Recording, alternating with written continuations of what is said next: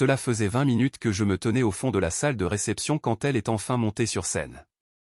Nous étions à l'hôtel Intercontinental, en plein cœur de Paris, entourés de 200 invités portant des costumes sur mesure qui coûtaient plus cher que le loyer mensuel de la plupart des gens. Les serveurs circulaient avec des plateaux de champagne de grande cuvée. Je savais qu'elle avait insisté pour le millésime le plus onéreux, celui que son père commandait toujours. Ma femme, Élodie, était parfaite sous les projecteurs. Elle était coiffée de cette manière sophistiquée qu'elle avait copiée sur une dirigeante du CAC 40 qu'elle admirait. Sa robe était neuve, j'avais vu passer le débit de 1000 € sur le compte il y a 2 semaines pour cette seule soirée. Merci à tous d'être ici, a-t-elle commencé, sa voix portant ce ton poli et assuré qu'elle avait peaufiné après ses années à HEC. Ce soir, nous célébrons bien plus que la signature du contrat Méridien. C'est l'aboutissement d'un engagement envers l'excellence, envers des standards élevés et le maintien de l'intégrité de ce que nous bâtissons. J'ai regardé son père, Jean-Pierre Bernard, qui hochait la tête depuis sa table au premier rang. 3 de ses partenaires bancaires étaient assis avec lui, le genre d'homme qui mesure le succès au club de golf auquel vous appartenez et au prestige du diplôme inscrit sur votre CV. Le succès exige des décisions difficiles, a-t-elle poursuivi. Il exige que nous nous séparions de ce qui ne sert plus nos objectifs. Ses yeux ont croisé les miens au fond de la salle pendant une fraction de seconde. Certains d'entre vous savent que mon mari gère une petite structure technologique.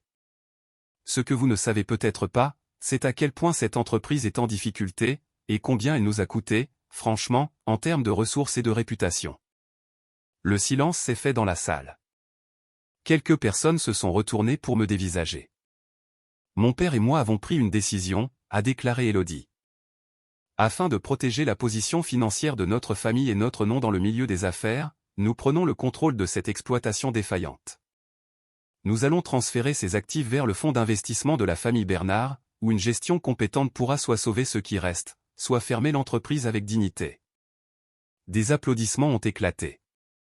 Pas un tonnerre, mais assez nourri. Un soutien poli, comme s'il venait d'assister à une décision commerciale brillante. C'est la chose responsable à faire, a-t-elle ajouté. Parfois, l'amour signifie faire des choix difficiles pour quelqu'un qui n'est pas capable de les faire lui-même. Nouveaux applaudissements. Son père s'est levé en levant son verre. Les autres ont suivi. Je n'ai pas bougé, je n'ai pas dit un mot. J'ai simplement posé mon verre de champagne intact sur la table du technicien du son à côté de moi et je me suis dirigé vers la sortie latérale. Mes pas ne faisaient aucun bruit. Personne n'a remarqué mon départ, sauf la femme du vestiaire qui a eu l'air confuse quand j'ai réclamé mon manteau. « Vous partez déjà » a-t-elle demandé. Oui, j'ai répondu, j'ai fini ici. L'air de décembre à l'extérieur était vif et pur. Je suis monté dans ma vieille camionnette, un modèle de 15 ans que je conduisais déjà avant de la rencontrer, et j'ai démarré le moteur. Mon téléphone a vibré avant même que je ne sorte du parking souterrain. Un SMS d'elle, où es-tu passé? Les gens s'interrogent. Je n'ai pas répondu. J'ai conduit jusqu'à mes bureaux dans la zone industrielle de Saint-Denis, l'endroit qu'elle appelait toujours, ce vieil entrepôt auquel tu es bizarrement attaché. Le bâtiment était sombre et silencieux. J'ai déverrouillé la porte d'entrée et je suis allé directement à mon bureau. Demain matin à 8 h, elle arriverait ici avec son père et leurs avocats. Ils apporteraient des documents. Ils s'attendraient à ce que je signe. Ils s'attendraient à ce que je sois reconnaissant qu'elle me sorte de mon échec. J'ai ouvert le fichier sur lequel je travaillais depuis 6 mois. Projet Rossignol, un contrat avec le ministère des Armées, habilitation secret défense, mise en œuvre prévue pour janvier. C'était le système même qui rendait techniquement possible le contrat Méridien qu'elle venait de signer. Mon téléphone a encore vibré. Un autre message, puis un autre, puis un appel. J'ai laissé sonner jusqu'à ce que cela s'arrête. J'avais 16 heures pour m'assurer que tout soit documenté avec précision. 16 heures avant qu'il n'entre ici en pensant prendre le contrôle de quelque chose qu'il ne comprenait absolument pas. J'ai ouvert mon ordinateur et j'ai commencé à taper. Pas de colère, pas d'émotion, juste des données.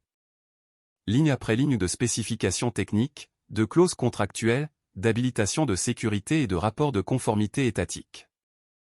À minuit, j'avais tout ce dont j'avais besoin, imprimé et organisé dans 3 dossiers distincts. Un pour moi, un pour mon avocat, et un pour l'officier de liaison de la Direction Générale de l'Armement qui serait ici demain matin avant leur arrivée. Mon téléphone affichait 32 appels manqués. Je l'ai éteint et je me suis allongé sur le canapé de mon bureau. Non pas parce que j'étais fatigué, mais parce que je voulais être là quand le soleil se lèverait. Quand ils arriveraient demain, ils ne trouveraient pas un homme vaincu prêt à céder son échec. Ils découvriraient exactement ce qu'ils avaient essayé de voler. La machine à café de mon bureau fonctionnait depuis 5 heures du matin. J'avais regardé le soleil se lever à travers les fenêtres de style industriel, ces vieux carreaux d'usine dont elle disait toujours qu'ils rendaient l'endroit déprimant. Je n'étais pas déprimé. J'étais parfaitement lucide. Mon téléphone est resté éteint. Je savais ce qu'il y avait dedans sans regarder, des messages d'Élodie, passant probablement de la confusion à la colère, puis à l'inquiétude. Peut-être quelques-uns de son père. Et certainement de sa mère, qui avait toujours été polie en face de moi tout en suggérant à sa fille qu'elle avait fait un mariage socialement inférieur. À 7h30, l'officier de liaison est arrivé le premier. Le commandant Marc Lefebvre, la quarantaine, le genre d'homme qui porte un costume mais qui a l'air de pouvoir courir 10 km sans transpirer. Nous travaillons ensemble depuis 8 mois sur le projet Rossignol. Vous êtes sûr de vous ? A-t-il demandé en regardant les dossiers que j'avais préparés. Ils viennent ici pour prendre le contrôle de la société, j'ai dit. Cela déclenche la clause de changement de contrôle de notre contrat de défense. C'est exact, a-t-il acquiescé, ce qui signifie que tout est immédiatement gelé pour un audit de sécurité nationale. Et par extension, le contrat Méridian que votre femme vient de signer perd sa certification technique. C'est bien cela. Il m'a observé une minute. Ça va être très moche, Julien. C'était déjà moche hier soir à l'hôtel Intercontinental quand elle a annoncé devant 200 personnes que j'étais un raté qu'il fallait secourir. C'est juste. Il s'est assis et a ouvert sa mallette. Vous voulez que je sois visible ou que je reste dans le bureau du fond ? Visible, j'ai répondu. Je veux qu'ils voient exactement dans quoi ils mettent les pieds. À 7h55, 3 voitures se sont garées devant. J'ai observé par la fenêtre, sa berline de luxe allemande, celle qu'elle s'était offerte après sa dernière promotion, la voiture noire de son père avec ses plaques personnalisées, et une troisième voiture que je ne reconnaissais pas. Probablement les avocats. Elle est sortie la première. Même d'ici, je voyais qu'elle était habillée pour les affaires, pas pour une discussion conjugale. Un tailleur pantalon bleu marine, les cheveux tirés en arrière. Elle tenait sa tablette sous un bras et son téléphone dans l'autre main.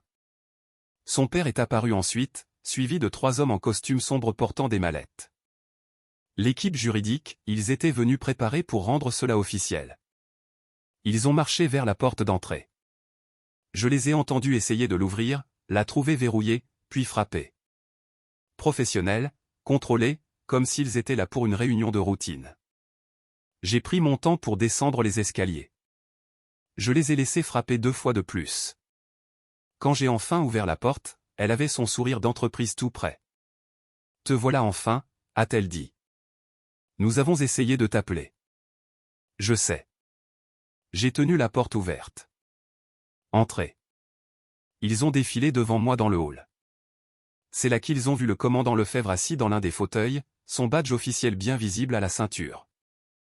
Et derrière lui, à travers la cloison vitrée du bureau principal, 2 autres hommes en costume qui n'étaient clairement pas mes employés. Son sourire s'est évanoui. « Qu'est-ce qui se passe ? » « Les affaires », j'ai répondu.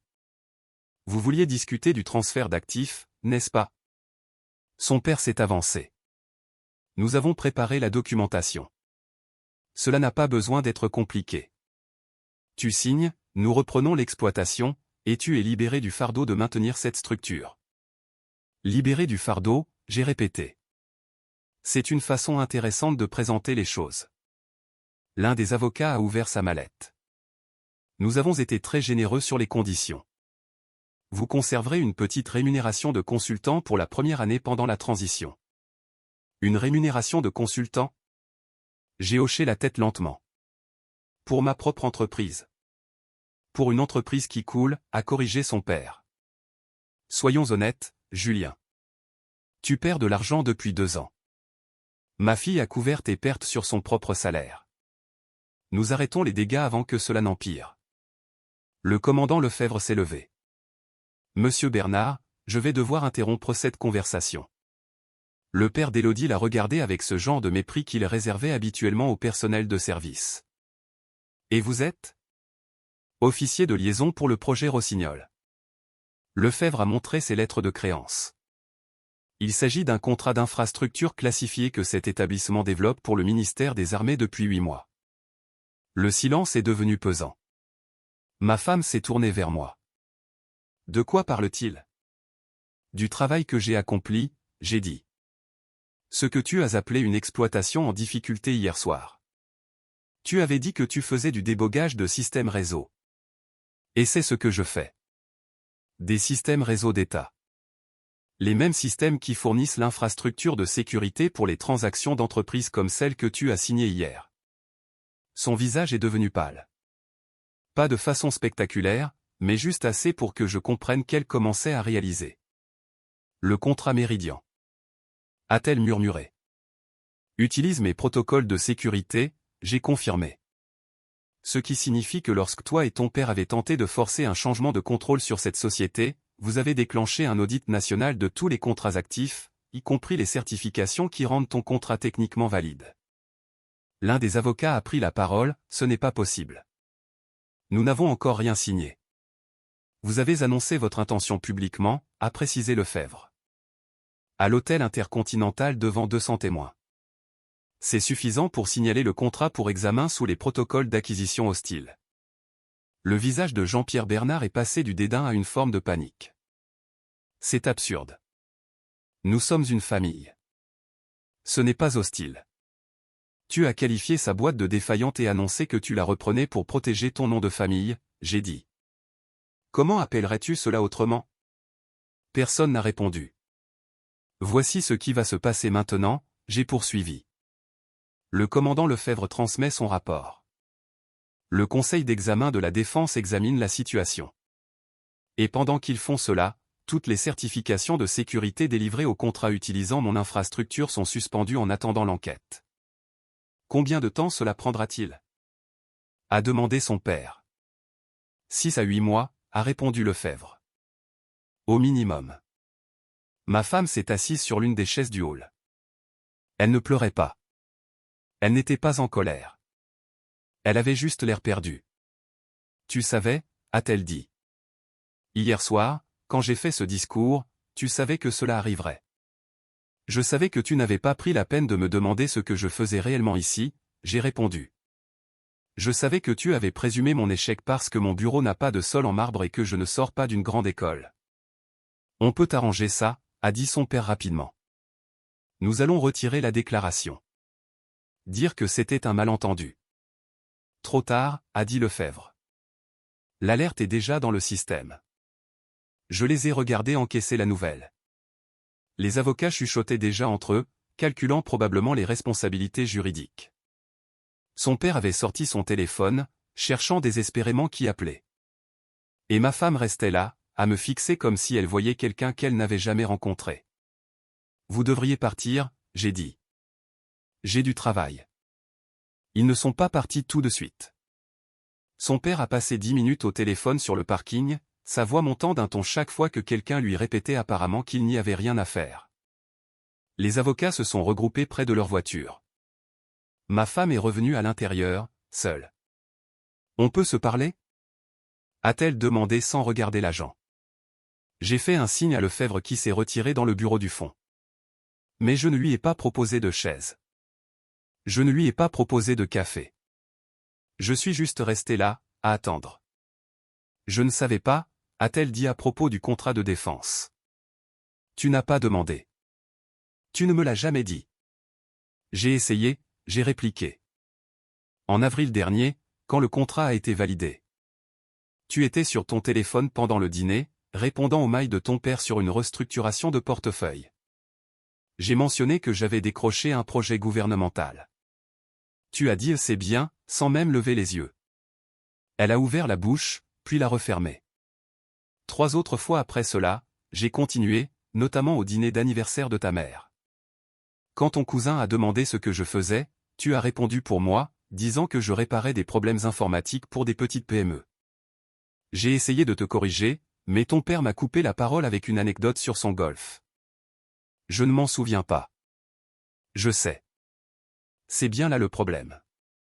Elle s'est assise sur le banc près de la fenêtre, celui que j'avais fabriqué moi-même avec du bois de récupération parce que je ne pouvais pas m'offrir de meubles neufs au début. Elle avait toujours détesté ce banc. Elle disait qu'il faisait amateur. Qu'est-ce qui se passe maintenant? A-t-elle demandé. Pour toi ou pour moi? Pour nous? J'ai failli rire. Il n'y a plus de nous. Tu l'as rendu très clair hier soir quand tu as annoncé que tu reprenais ma boîte pour protéger ton nom de famille de l'embarras d'être associé à moi. J'essayais d'aider. Non, tu essayais de corriger ce que tu percevais comme un problème. Sauf que je n'étais pas le problème. Ta condescendance l'était. Mon père disait que tu perdais de l'argent. J'étais en période de confidentialité stricte. Pas de revenus déclarables, pas de dépenses dont je pouvais discuter. C'est la norme pour les travaux classifiés. Si tu m'avais posé la question directement au lieu de laisser le comptable de ton père analyser nos comptes joints, je te l'aurais expliqué. Elle regardait ses mains. Le contrat Méridian. C'est grave à quel point? Ton contrat nécessite une infrastructure de données sécurisée certifiée pour des transactions financières de plus de 50 millions d'euros. Mon système fournit cette certification. Sans elle, le contrat ne peut pas être finalisé. Personne d'autre ne peut la fournir? Pas avant 6 mois. Peut-être 1 an. Le processus de certification prend du temps. Et c'est à condition de savoir ce qu'on fait. Donc, le contrat est mort. À moins que l'audit de défense ne clarifie tout et que je choisisse de maintenir la relation contractuelle avec le cabinet de ton père. Sa tête s'est relevée brusquement. Que tu le choisisses? Je ne suis pas obligé de travailler avec quelqu'un qui fait preuve d'une intention hostile envers mon entreprise. C'est dans ma clause de service. C'était un malentendu. C'était une annonce publique d'acquisition forcée. Ton père a fait rédiger des documents par ses avocats. Vous êtes venu ici ce matin pour rendre cela officiel. Ce n'est pas un malentendu. C'est une action coordonnée. La porte s'est ouverte. Son père est entré, son téléphone toujours à la main. Il me regardait comme un adversaire à une table de négociation. J'ai parlé au député de la circonscription. Il m'assure que cet audit peut être accéléré avec les bonnes relations. Ce député n'a pas l'habilitation pour le projet Rossignol, j'ai dit. Et tenter de faire pression sur un audit de sécurité nationale par des voies politiques est le meilleur moyen de transformer une enquête de 6 mois en une enquête de 2 ans. Sa mâchoire s'est crispée. Tu rends ça personnel. Je rends ça exact. Vous êtes venu ici pour prendre quelque chose qui ne vous appartient pas. Maintenant, vous êtes contrarié qu'il y ait des conséquences. Nous sommes une famille. Nous étions une famille quand tu racontais à tout le monde au club que ta fille avait épousé un raté qui ne pouvait pas garder un vrai job. Nous étions une famille quand ta femme suggérait que je serais plus heureux dans le support informatique de ta banque. Nous étions une famille chaque fois que tu me présentais comme celui qui fait des trucs avec les ordinateurs. Il a eu la décence d'avoir l'air mal à l'aise. J'ai bâti cette boîte de rien, j'ai continué. J'ai tout appris seul parce que je n'avais pas les moyens de me payer vos écoles. J'ai passé 5 ans à être poli pendant que vous me traitiez comme un employé de maison lors des dîners de famille. Et la première fois que j'ai quelque chose de valeur, vous décidez que c'est à vous de le gérer parce que, clairement, je suis trop incompétent pour le faire moi-même. Ce n'était pas ça. C'était exactement ça.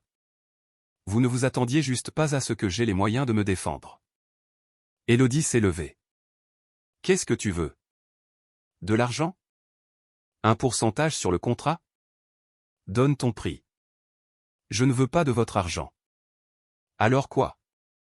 Je les ai regardés tous les deux. Le père et la fille. Même expression, même conviction que tout a un prix. Je veux que vous quittiez mon bâtiment, j'ai dit. Je veux que vous emmeniez vos avocats, vos préjugés et votre complexe de supériorité, et que vous sortiez. Sois raisonnable, a commencé son père. Je le suis. Être raisonnable, ce serait porter plainte pour diffamation après ton discours d'hier soir. Être raisonnable, ce serait signaler votre tentative d'acquisition à tous les journaux financiers de la ville. Je suis généreux en vous demandant simplement de partir. Le commandant Lefebvre est apparu à la porte. Monsieur Bernard, je dois vous demander de libérer les lieux. C'est un site sécurisé et votre présence n'est plus autorisée. Le visage du père est devenu rouge. C'est absurde. J'appelle mon avocat. Faites donc cela, j'ai dit. Depuis l'extérieur. Ils sont partis. Tous. Les avocats. Le père. Et enfin, après un long regard que je n'arrivais pas à interpréter, ma femme. Quand la porte s'est refermée, Lefebvre a lâché un sifflement. C'était intense. C'était nécessaire, j'ai corrigé. Mon téléphone était toujours éteint sur mon bureau. J'avais probablement 50 nouveaux messages. Je ne l'ai pas rallumé. Au lieu de cela, j'ai ouvert les fichiers du projet Rossignol et je me suis remis au travail. Quoi qu'il arrive ensuite avec l'audit, avec sa carrière ou notre mariage, cela ne changerait rien à un fait fondamental, j'avais bâti quelque chose d'important, et je l'avais fait sans la permission de personne. Cela suffisait. Les 3 jours suivants ont été calmes d'une manière délibérée. Aucun appel d'elle, aucune visite de son père, juste le silence, ce qui me disait qu'ils étaient en train de se regrouper. J'ai passé ces journées à finaliser le calendrier de mise en œuvre. Le travail était propre, le code efficace. C'était l'opposé de ce que son père imaginait. Jeudi après-midi, quelqu'un a frappé à la porte. Pas le coup agressif du début de semaine. Celui-ci était hésitant. J'ai vérifié la caméra. Une femme d'une 50aine d'années, tenue d'affaires décontractée. Je ne la connaissais pas. Quand j'ai ouvert, elle a souri professionnellement. Monsieur Kemp, je suis Juliette Morel. Je représente le groupe Méridian, l'entreprise au centre du contrat que votre femme a négocié. Je sais qui est Méridian. Entrez. Elle a observé l'espace industriel avec un regard qui n'était pas un jugement, mais une évaluation. Installation intéressante, a-t-elle dit. Ce n'est pas ce à quoi je m'attendais. La plupart des gens disent ça. Elle a posé sa sacoche sur le banc.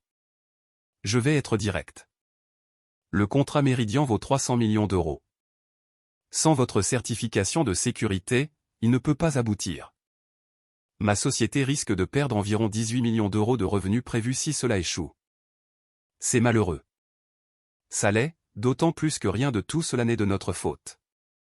Nous avons fait nos vérifications. Nous avons engagé le cabinet Bernard spécifiquement parce qu'ils nous ont assuré qu'ils avaient les relations nécessaires avec les fournisseurs d'infrastructures. Ils ont présumé qu'ils les avaient. Oui. Eh bien. Elle a sorti une tablette. Les présomptions coûtent cher. J'ai passé les 2 derniers jours à apprendre tout ce que je pouvais sur votre entreprise. Le projet Rossignol est impressionnant. L'architecture du protocole dépasse ce que la plupart des firmes pourraient développer, même avec 10 fois vos ressources. Merci. Ce qui m'amène à me demander pourquoi vous travaillez dans une zone industrielle ici au lieu d'un campus de start-up avec des fonds d'investissement. Parce que les fonds d'investissement viennent avec des attentes, j'ai dit, et des membres de conseil d'administration qui pensent savoir mieux que vous comment gérer votre propre boîte. Elle a souri. Un vrai sourire. C'est juste. Alors, voici ma question, que faudrait-il pour que vous mainteniez la certification de sécurité pour notre contrat? Cela dépend de si votre entreprise est prête à travailler directement avec moi, sans passer par le cabinet Bernard. Elle a fermé sa tablette. Vous voulez les évincer. Je veux établir une relation professionnelle avec le client réel au lieu d'être un sous-traitant dont personne ne se soucie. Le cabinet Bernard ne va pas apprécier. Le cabinet Bernard a essayé de voler ma société. Je me moque éperdument de ce qu'ils apprécient. Elle a réfléchi un instant. Vous devriez fournir le même niveau de service. Mieux. Vous auriez un accès direct à moi. Pas d'intermédiaire, pas de délai de communication. S'il y a un problème technique à 2 heures du matin, vous m'appelez moi, pas leur gestionnaire de compte. Vous avez la personne qui a construit le système. Quel est votre tarif? J'ai cité un chiffre. C'était le triple de ce que je gagnais via l'arrangement avec les Bernard. Elle n'a pas sourcillé. C'est élevé. C'est ce que mon travail vaut. Les Bernard prenaient 70% de commission pour une relation qu'ils ne maintenaient pas et une expertise qu'ils n'avaient pas. Et si nous acceptons? Je dépose un avenant à mon contrat d'État montrant Meridian comme client direct. Le conseil d'audit verra que la relation est stable et légitime. Votre certification est rétablie sous 2 semaines. Elle s'est levée et m'a tendu la main. Je dois présenter cela à mon conseil, mais je n'anticipe aucun problème. Nous avons déjà perdu trop de temps. Nous avons échangé une poignée de main ferme. Encore une chose, a-t-elle dit à la porte. Votre femme? Elle va avoir des questions sur cet arrangement. Ma femme ne travaille pas pour votre société. Elle a négocié le contrat. Techniquement, elle est toujours la responsable de la relation sur le papier. Alors vous devrez mettre à jour vos papiers. Ce matin, j'ai déposé une demande de séparation légale. Elle n'est plus autorisée à prendre des décisions commerciales concernant mes contrats. Juliette a hoché la tête lentement. Cela va compliquer les choses pour les Bernard. Ce n'est pas mon problème. Après son départ, j'ai ouvert mes mails. 43 messages non lus. La plupart d'Élodie, passant de la confusion à la supplication. Quelques-uns de son père, avec des objets comme « Nous devons parler » ou « Urgence partenariat ». Je les ai supprimés sans les lire. À la place, j'ai envoyé un mail à mon avocat, objet, brouillon de convention de divorce nécessaire. J'avais repoussé cela depuis 6 mois, me disant que ça s'arrangerait peut-être. Mais la scène dans mon bureau cette semaine avait tout clarifié. Elle ne me voyait pas. Elle voyait un embarras. Quelqu'un dont la seule valeur était de rester discret pendant qu'elle bâtissait sa carrière sur une infrastructure qu'elle ne comprenait pas. Mon téléphone a sonné. Son numéro. J'ai laissé sonner 4 fois. Au 5e appel, j'ai décroché. Nous devons parler, a-t-elle dit, sans préambule. Non. Juliette Morel vient de quitter mon bureau. Elle propose un contrat direct qui évince totalement mon cabinet. C'est bien. Elle est intelligente. C'est mon contrat. J'ai passé 8 mois à le monter. Et tu as passé 5 ans à ignorer ce qui le rendait techniquement possible. On ne peut pas avoir le beurre et l'argent du beurre. Tu détruis ma carrière par pure méchanceté. Je gère mon entreprise. Si cela entre en conflit avec tes préjugés sur la manière dont les choses devraient fonctionner, ce n'est pas de la méchanceté. Ce sont des conséquences. Silence à l'autre bout. Puis une voix plus basse. Je n'ai jamais voulu te blesser. Tu voulais me réparer. C'est pire. Qu'est-ce que tu veux? Des excuses? Très bien. Je suis désolé. J'aurais dû poser plus de questions. J'aurais dû te défendre devant mon père. C'est ce que tu as besoin d'entendre? Je n'ai besoin de rien de ta part. C'est la partie que tu ne comprends pas. J'ai bâti cela sans ton aide. Je continuerai sans ton approbation. La seule raison pour laquelle nous avons cette conversation, c'est parce que tu as enfin remarqué que je n'étais pas le raté que tu as décrit. Alors c'est ça? 5 ans de mariage et c'est fini? C'était fini quand tu es monté sur cette scène pour dire à 200 personnes que j'étais un fardeau que tu devais gérer. Aujourd'hui, on rend juste ça officiel. J'ai raccroché. Le commandant Lefebvre est sorti du bureau du fond. Ça avait l'air définitif. Ça l'était. Vous allez bien? Je fais enfin ce que j'aurais dû faire il y a des mois, j'ai dit. Me faire confiance. Il a hoché la tête en attrapant sa veste. Pour ce que ça vaut, ce protocole de sécurité que vous avez conçu. C'est le meilleur travail que j'ai vu en 15 ans de contrat d'État. Vous n'aviez pas besoin d'HEC pour ça. Vous aviez juste besoin de vous donner du crédit. Après son départ, j'ai éteint la lumière. Le bâtiment était silencieux, avec juste le ronronnement des serveurs. La satisfaction de savoir que demain Meridian approuverait le contrat direct et que le jour d'après, je signerais les papiers du divorce. 2 semaines plus tard, son père s'est présenté à mon bureau, seul. Pas d'avocat, pas de stratégie, juste lui, paraissant plus vieux que dans mes souvenirs. Je ne l'ai pas fait attendre. Je lui ai désigné la chaise en face de mon bureau. Un café? Non, merci. Il s'est assis lourdement. Je suis venu te demander ce qu'il faudrait pour rétablir la relation commerciale entre ton entreprise et le cabinet Bernard. Il n'y a rien à rétablir. Vous m'avez traité comme une ombre. Nous t'avons payé équitablement. Vous m'avez payé 30% de ce que vous facturiez à Meridian. Ce n'est pas de l'équité, c'est de l'exploitation.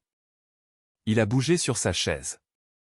C'est la marge standard de l'industrie pour les services que tu fournissais.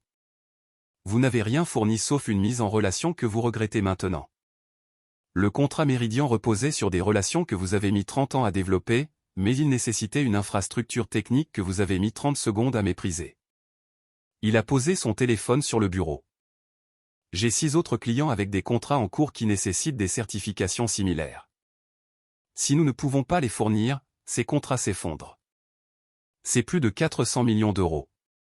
Ça ressemble à un gros problème. Pour nous deux. Tu pourrais être la solution. Je suis la solution. Je ne suis juste plus votre solution. Donne tes conditions. Quel que soit l'arrangement avec Meridian, je m'aligne. Mieux, je surenchéris. Tu aurais accès à toute notre base de clients, nos ressources, notre réputation. Votre réputation? Je me suis penché en arrière. Celle où je suis l'exploitation en difficulté? Son visage s'est crispé. C'était une erreur. C'était l'évaluation publique de ma valeur par ta fille, lors d'un événement que tu as organisé. Et tu ne l'as pas corrigé. Tu t'es levé pour porter un toast à son instinct. Elle essayait d'aider. Elle essayait de t'impressionner. Et tu étais ravi de me jeter sous le bus si ça permettait de consolider un actif de plus dans ton portefeuille. Il a repris son téléphone. Qu'est-ce qui t'est arrivé? Tu étais quelqu'un de raisonnable, de conciliant. J'ai cru que la conciliation était la même chose que le respect. Puis j'ai passé 5 ans à vous regarder me traiter comme un meuble pendant que vous discutiez d'affaires auxquelles je n'étais jamais invité. Il s'avère que j'attendais juste que vous ayez assez besoin de moi pour remarquer que j'avais arrêté d'être conciliant. Ce n'est pas une question d'ego. Tu as raison. C'est une question de compétence. La mienne, que tu n'as jamais pris la peine d'évaluer parce que je n'avais pas fait les bonnes écoles. Il s'est levé brusquement. Très bien, tu as marqué ton point. Tu es en colère. Mais cette approche vindicative n'est pas professionnelle. Vindicatif, ce serait d'appeler chacun de tes clients pour leur proposer des contrats directs. Être professionnel, c'est simplement refuser de travailler avec quelqu'un qui a prouvé qu'on ne pouvait pas lui faire confiance. Ma fille a fait une erreur de jugement. Ta fille a annoncé une acquisition hostile. Tu l'as soutenue avec des avocats. Ce n'est pas une erreur, c'est une décision stratégique qui a échoué. Nous sommes une famille. Nous l'étions, j'ai corrigé. J'ai signé les papiers du divorce il y a 3 jours. Ta fille a été signifiée ce matin. La couleur a quitté son visage. Tu divorces pour ça? Je divorce parce qu'elle a passé 5 ans mariée à quelqu'un qu'elle n'a jamais pris la peine de connaître. La situation professionnelle a juste mis en lumière ce qui était déjà vrai. Elle est dévastée. Elle a honte. Il y a une différence. On est dévasté quand on perd ce qu'on aimait. On a honte quand ce qu'on méprisait s'avère être important. Il a marché vers la porte, s'est arrêté. Tu sais ce qui me tue? J'ai failli te respecter pour ça. La manière dont tu as joué le coup.